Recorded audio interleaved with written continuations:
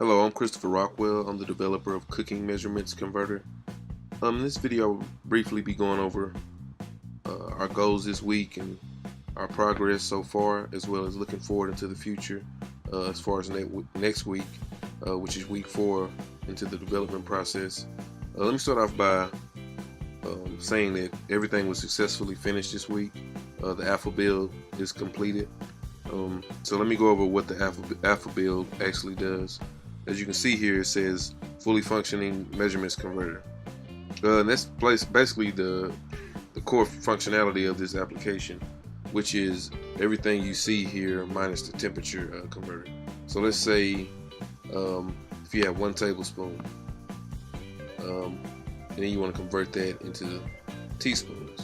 As you can see here, you have tablespoons up here, and you have teaspoons down here. Now, next week I will be adding something to give new users the feel and the flow of the application and show them what's actually happening.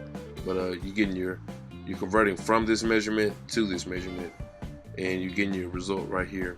So 1 US tablespoon equals 3 US teaspoons. So the converter actually is functioning. As you scroll, you can get different conversions here. As you can see, the different things populating here. And then we also have our temperature converter fully functioning.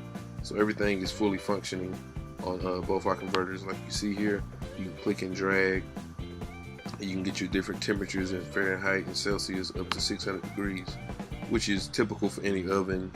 At Brawl is about 600 degrees at the most, if not less than that.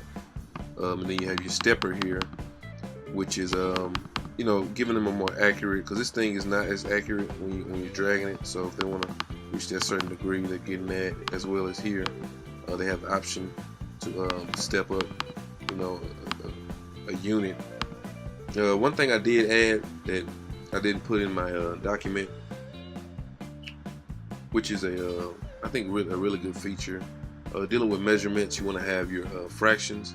So what I did, when the user wants to change their measurement here, they have the option for these certain fractions, as you can see here: 1/8, 1/4, 1/2, 3/4, 1/3, and 2/3. So they're able to do that very easily right here. They can clear it out. So it kind of gives them they don't have to do any math in their head. If they have a particular recipe that calls for 2.5 tablespoons, they can just come in and hit the half instead of trying to figure out what's the decimal for a half or a third, or anything like that. So they hit done. So that's pretty much it this week. As far as what was covered, everything was successfully covered this week. Looking into week 4, we will be dealing with our substitutions page here, as you can see. And what we'll be doing, I have static data here, but what I'll be adding is when you switch over to metric and imperial, this will change to show those particular measurement systems. So the units will definitely change here. So we'll be working on that, and the navigation will be fully functional, which is pretty much in place, but we'll make sure that's cleaned up. And also we'll be saving everything. So the save button here will be saving to the core data into iCloud. And what the iCloud will be doing is, when the user saves to iCloud, they can back up their iCloud data. So when they get a new phone or anything and they want to keep their data, they just put it on iCloud. And then when they get their new device, they can back up the data from iCloud and have it repopulated without having to resave it or anything. So looking forward to week 4. Everything's on pace, everything's on track. And you have a great day. Thank you for listening.